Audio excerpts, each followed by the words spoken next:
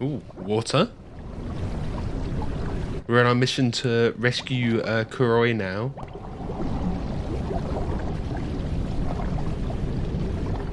Okay, feeling overwhelmed.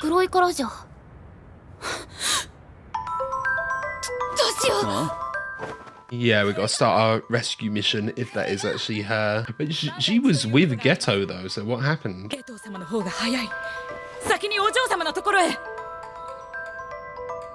Okay, Geto might blame himself a bit for leaving her behind.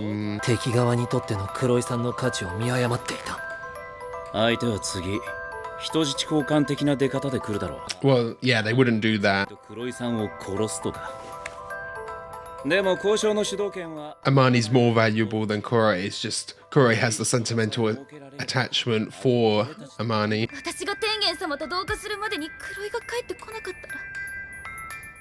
She won't get to say goodbye. Ah.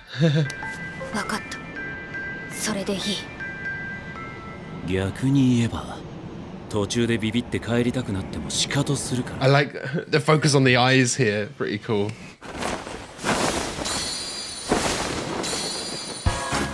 What? Beach episode break? Okay.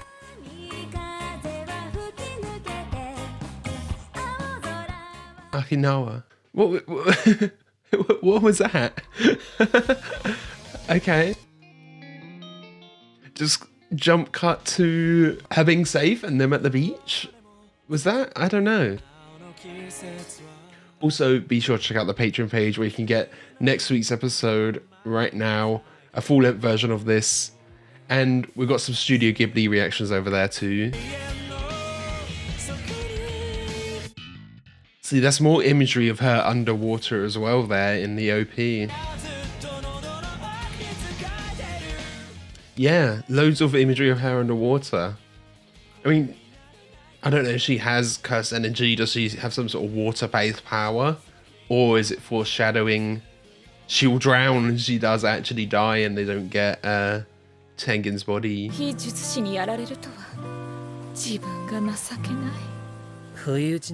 There seems to be just like loads of jumps in this arc.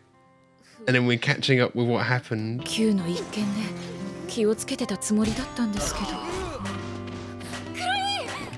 Yeah, we catch up after.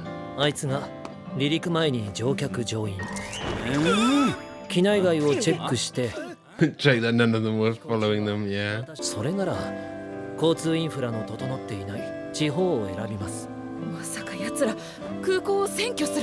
Thing is, if you're in a rural area that's like it's hard to get away from as well. There we go, young Nanami. Haibara. Upperclassmen, yeah, so they're like the year below.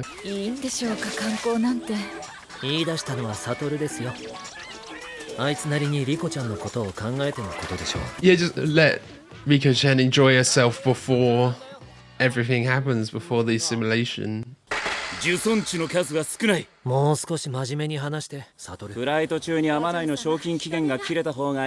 Oh, mid-flight, the bounty runs out. Okay, that makes sense.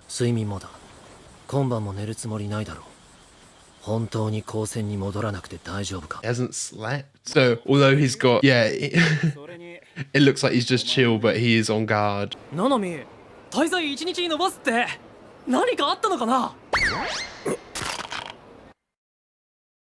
I'm surprised Nanami is like similar age to Gojo and Geto. I always think he's a bit older.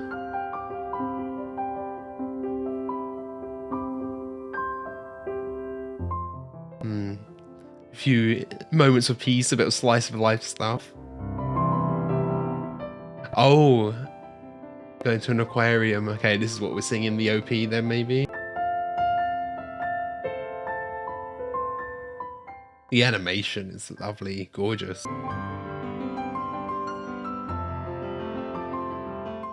Yeah, the way, the kind of blue light is just bathing the room. It's lovely.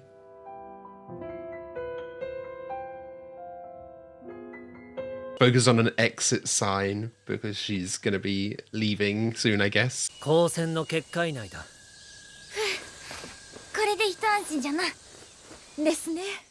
It was a bit too good to be true.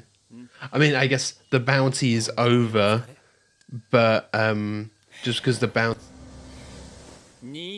bounty is over doesn't mean that Toji isn't still looking. The second he took down he stopped focusing. Wow.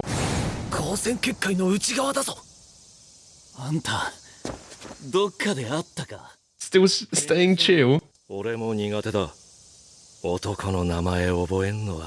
Okay. I mean, I know Gojo survives, obviously, but that's a real bad hit.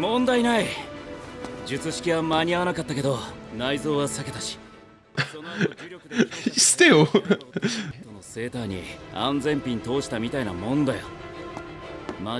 Completely fine.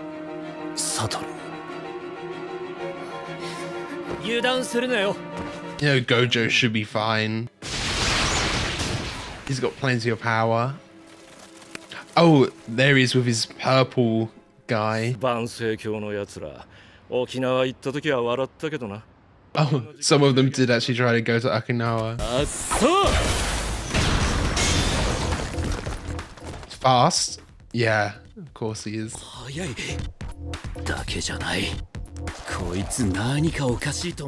Oh, that stores his swords. 0 curse energy. Oh wow, yeah, look at that. They're going crazy on the Sakuga. All the smears and things.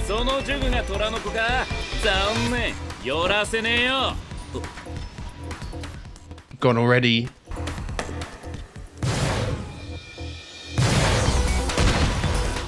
Is so can Gojo keep up? I mean, Gojo's got good eyes, doesn't he?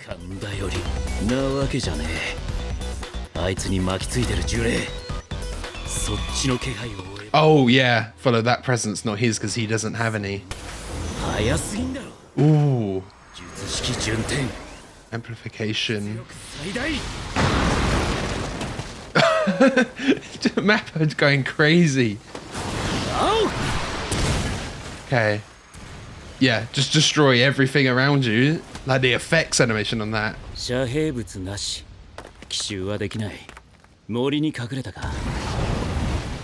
Does he need a surprise?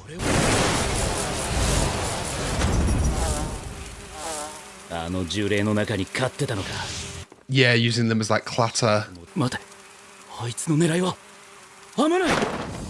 Oh, is it all? No, he's there.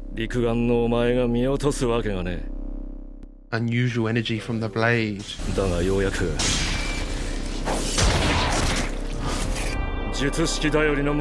Okay, did that break through infinity? It looked like it was breaking through the barrier in the air. How does he survive all this, you know? I mean, we know he does. And now he's even more off guard. Just regular physical attacks do work. It was like in the neck, down his body, in his legs. Inverted Spear of Heaven. Forced release of any technique so it can just get through infinity like that.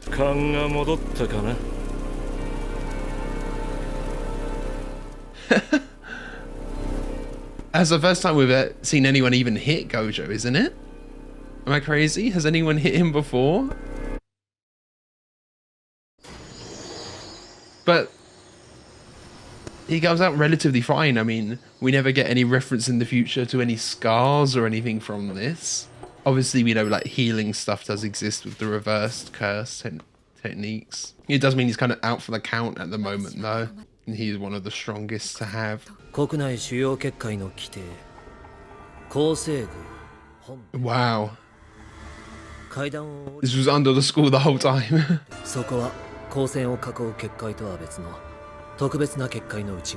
Okay, a barrier within a barrier.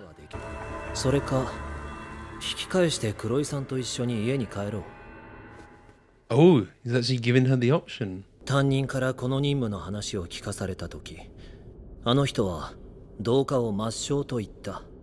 Yeah, it's not the assimilation that she thinks it is. いいのかい？あ？天元様と戦うことになるかもしれない。 They'd have to fight Tengen-sama to... Okay, if they refused. But they did agree they wouldn't do it if someone didn't want. 生まれた時から特別で、みんなとは違うって言われ続けて。Oh, the OP? Or the ED? やっぱり。もっとみんなと一緒にいたい。 Yeah, of course she does. You want to live your life. So they're just not doing it at all. If they say that to Toji, will he be like, okay then? Oh! Oh.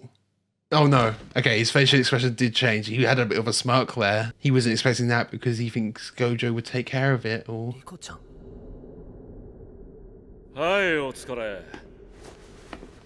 Things that wasn't really necessary at this point now either.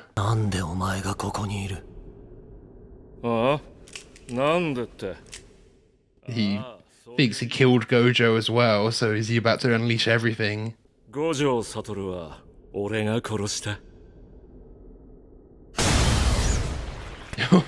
Yeah, I think he's about to go crazy. The big dragon we saw before.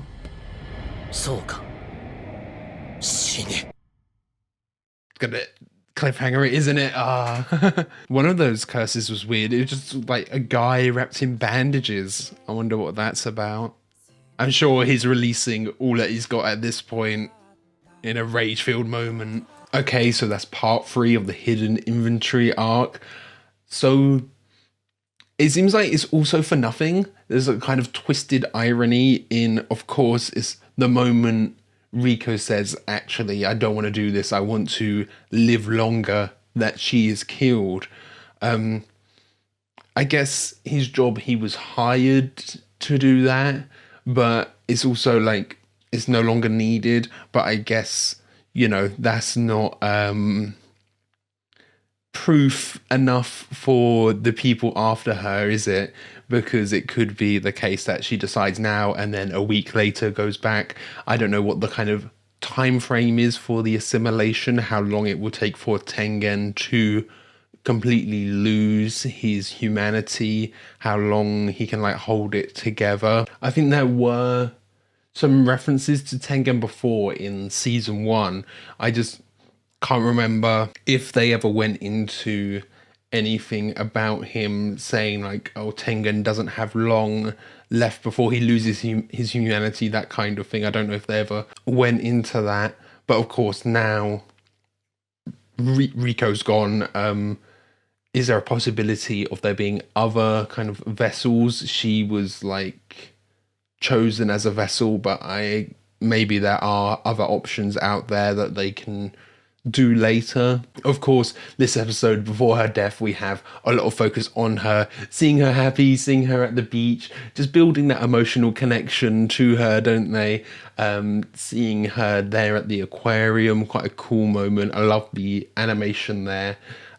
Just the visuals of kind of all of the underwater stuff we see with her is really cool. And then of course her saying actually she wants to go on and live on longer right before she just gets shot. I assume was that just a regular gun?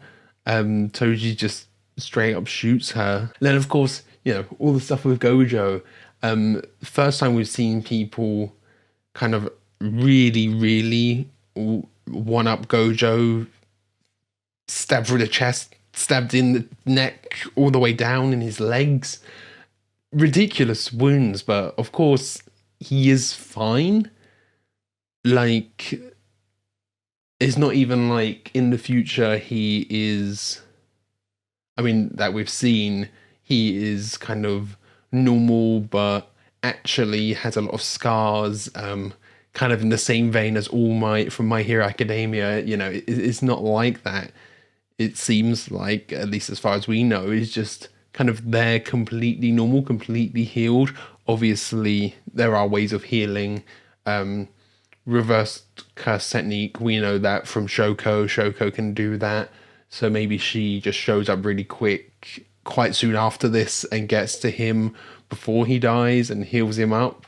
but that might use a ton of energy considering how bad his wounds are. I don't know how the whole mechanics of that work. I imagine the worse the wounds, the more reverse energy you need to use, the harder it is to fix someone up, of course. That makes complete sense. And it's crazy how it was like literally the second, down to the second that Gojo took his guard down, it was immediately after that, you know, Toji swoops in and takes advantage, stabs him.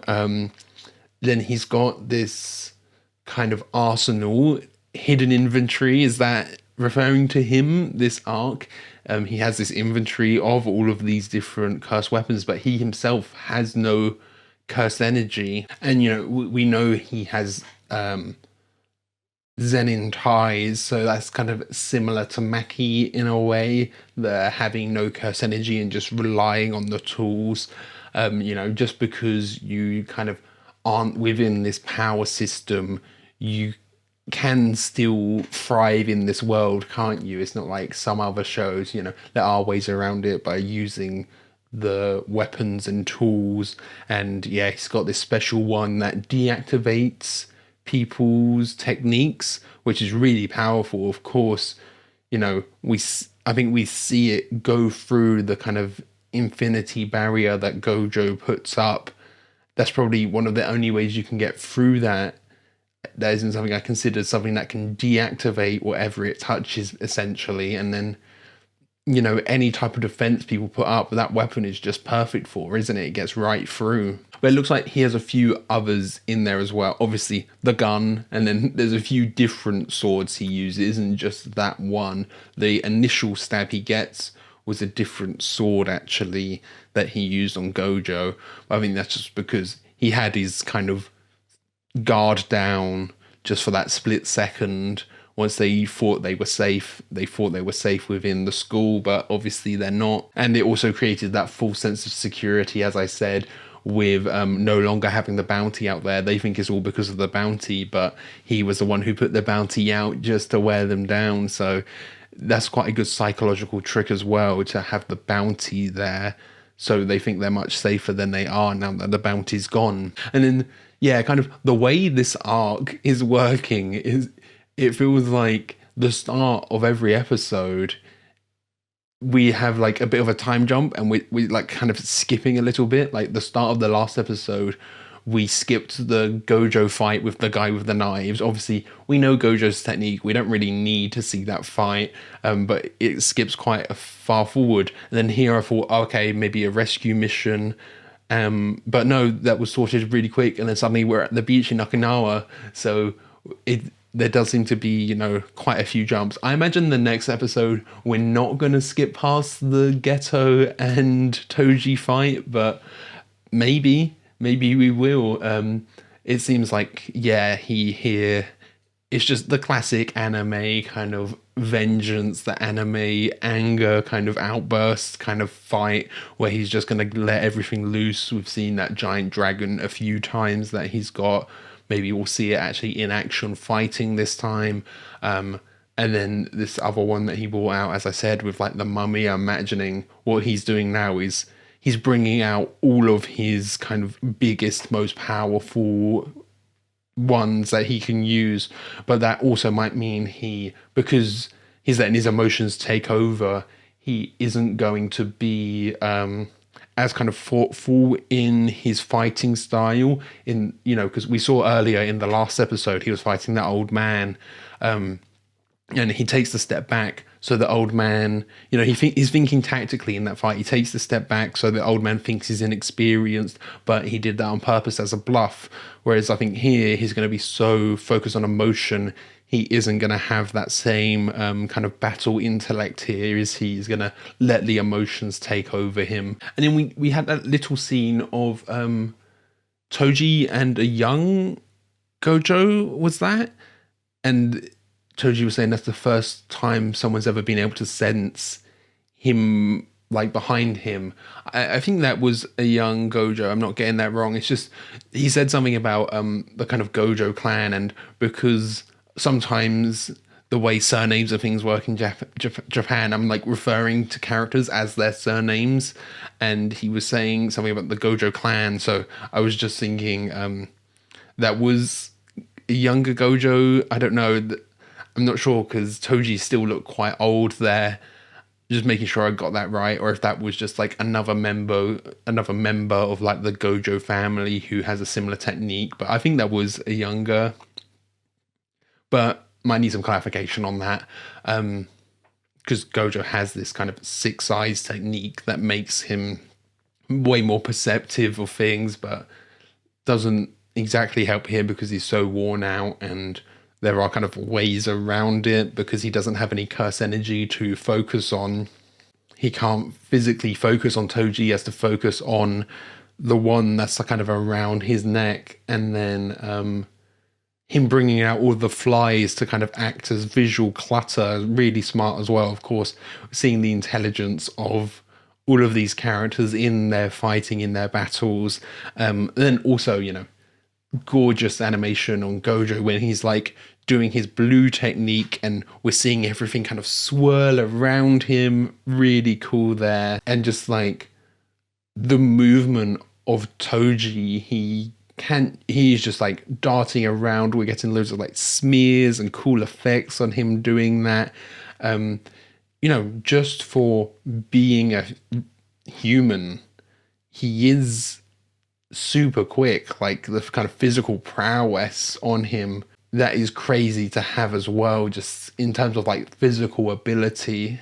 But we have seen like characters like that who like with Yuji, before he starts developing everything, before he eats the finger, he was also super physically powerful before anything, wasn't he? So there are some humans who are kind of a lot more powerful as well, aren't there? Okay, so I think that's everything. Thank you for watching. I hope you enjoyed this. If you did, be sure to leave a like, comment, subscribe, all of that.